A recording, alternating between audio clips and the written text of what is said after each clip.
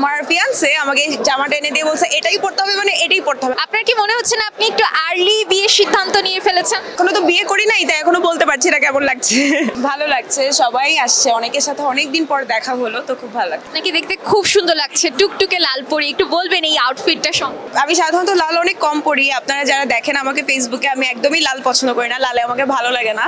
তো আমার ফিয়ান্সে আমাকে জামাটা এনে দিয়ে বলছে এটাই পড়তে হবে, মানে এটাই পড়তে হবে। আমি বলছি যেই জামাই আনতা লাল কেন আনছো, অ্যান্ড হি ইজ লাইক না এটাই পড়তে হবে, তো আমি আজকে এটা পরে আসছি। আপনি কি ধরনের আউটফিট ক্যারি করতে পছন্দ? আমি তো বেশিরভাগ সময় শাড়ি পরি, সো আমি শাড়ি একটু বেশি পছন্দ করি। লাল একেবারেই পছন্দ না বলছেন, তাহলে সামনে যে স্পেশাল দিনটা আসছে ওই দিনের জন্য কি প্রিপারেশন? এই যে আমার হবু স্বামীর লাল প্রিয় রং, যে কারণে আজকে আমি লালে, এবং আমার বিয়েতেও আমি থাকবো লালে। সো হ্যাঁ, আপনার প্রিয় কালার সাদা। বর্তমানে কি নিয়ে ব্যস্ততা যাচ্ছে ও নাটকের পাশে? নাটকই করছি, আজকেও আমার একটা নাটক রিলিজ হয়েছে তুমি পাশে থাকলে, আরশের সাথে, ইমরাউল রাফাত ভাইয়ের। ভালো সাড়া পাচ্ছি, নেক্সট কিছু প্রজেক্ট আছে, সবগুলোই নাটক। তো আপাতত নাটক নিয়ে ব্যস্ততা যাচ্ছে। সিনেমাতে কবে দেখতে পাবো?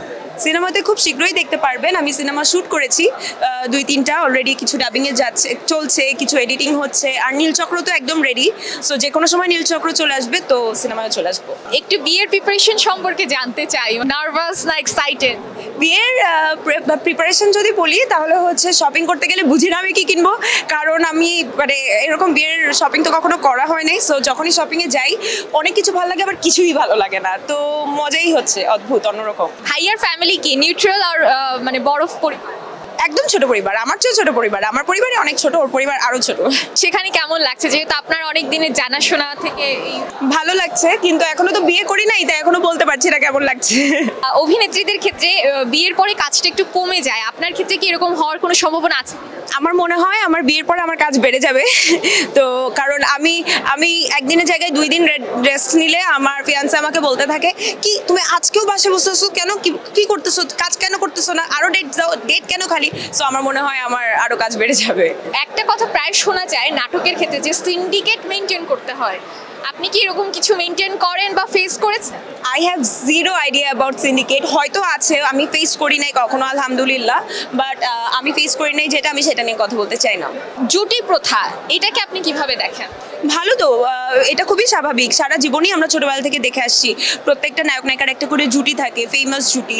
তো জুটি প্রথা ভালো, কিন্তু এর মানে এই না, মানে আমি আসলে জুটি প্রথায় আমি কম আছি, কারণ আমি তো সবার সাথেই কাজ করে যাচ্ছি। আমার কাছে ভালো গল্প আসলে আমি সেই গল্প চুজ করি, আমার অপোজিটে কে আছে আমি কখনো দেখি না। তো এখন যেটা হয়েছে, যদি আমি কারোর সাথে হিট জুটি হয়ে যাই, সেটা তো আমার কোনো সমস্যা নাই। আপনার কি মনে হচ্ছে না আপনি একটু আর্লি বিয়ের সিদ্ধান্ত নিয়ে ফেলেছেন? না, আমার মনে হচ্ছে আমি একদম সঠিক সময়ে বিয়ের সিদ্ধান্ত নিয়েছি। আপনার কি প্ল্যান আছে 2025-কে নিয়ে? 2025 নিয়ে প্ল্যান আছে, আরো অনেক সুন্দর সুন্দর কাজ করতে হবে, আরো অনেক সুন্দর সুন্দর প্রজেক্ট আসবে, এই তো।